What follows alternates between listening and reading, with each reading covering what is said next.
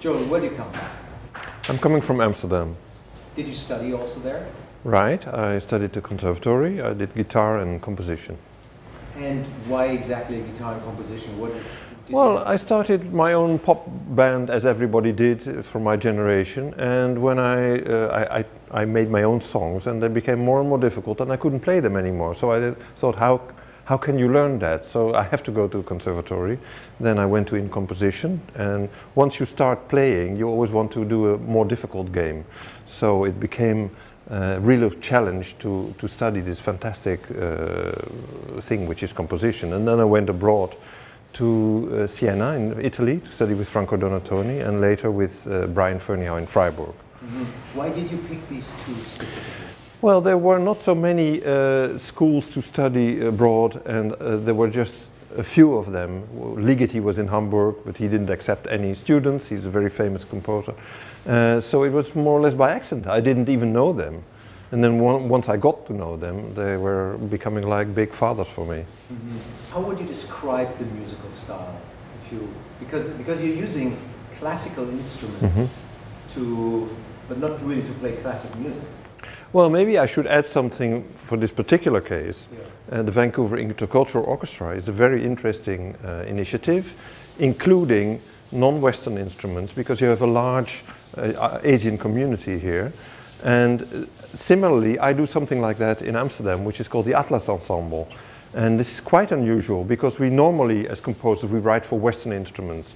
But I have been growing up with a wonderful collection of records of my parents, knowing all these instruments from Vietnam, from China, from Japan, from Africa. And I always wondered, why do we always limit ourselves to just Western instruments as composers?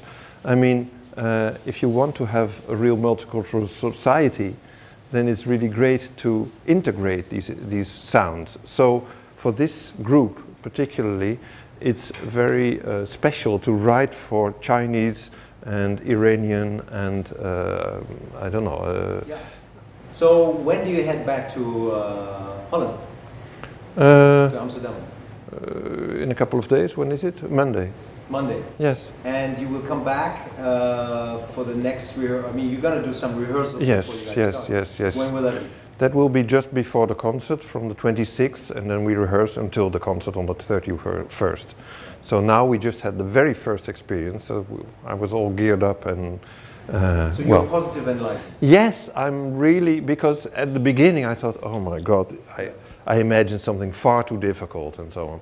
But then, you know, slowly, And we're not at the tempo yet, so it's a little bit dragging, but it's coming. It's suddenly so wonderful experience to see that it's suddenly sounding as you imagined, and that it can work once you understand each other.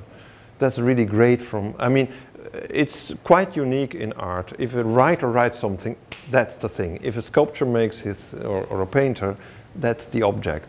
We, composers, we're dependent on musicians, and musicians are dependent on composers. Without each other, you cannot do anything, unless you're an improviser, of course. But composers without musicians, you know, so you're in the hands of the musician, and you have to really collaborate. It's a very social and wonderful human thing also. Do you think that you learned actually something from the other cultures?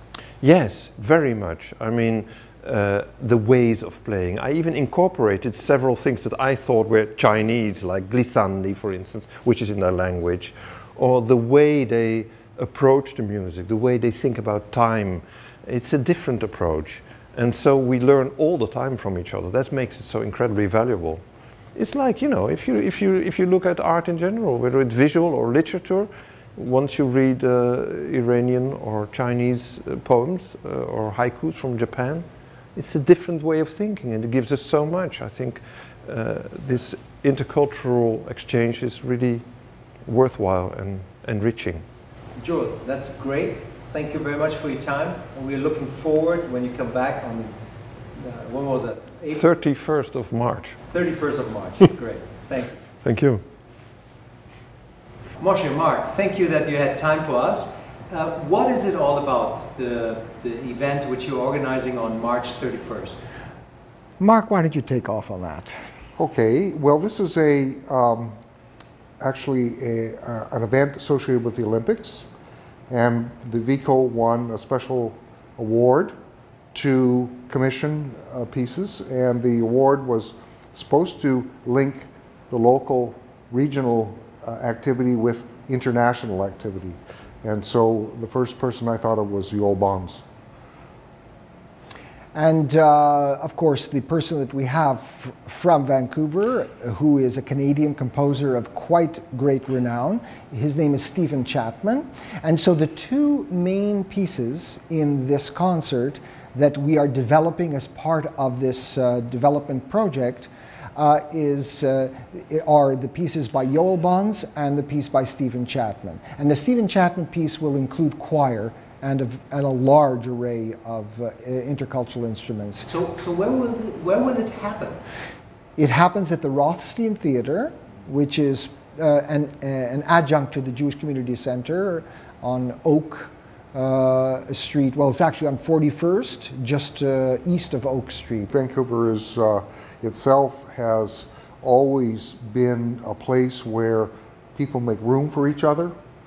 I think that it's also been a place that the government promotes through policy and understanding of how people get together. I think the Vancouver Inter-Cultural Orchestra is using that to attract very different types of crowds. I feel in Vancouver, you always have to keep in mind in about 20 years, it's going to be an Asian city. So it's very different, it's transforming itself very quickly. Building infrastructure, building communication vehicles like the Vancouver Inter-Cultural Orchestra is part of building a city that is open and available, so people who bring their skills and their riches and their ideas here can feel at home, can express themselves, and of course relate to their particular community. And so we don't want to have a sectional city where the Chinese live here and the Indians live here and the Iranians live here. We want to have it so that it is intercultural, so people are learning off each other and enjoying each other's culture. Moshe, Mark, thank you very much. Thank you for having us, Masood. Cheers. We hope to see you on March 31st. We certainly hope to see you. Take care. Please. Thank you.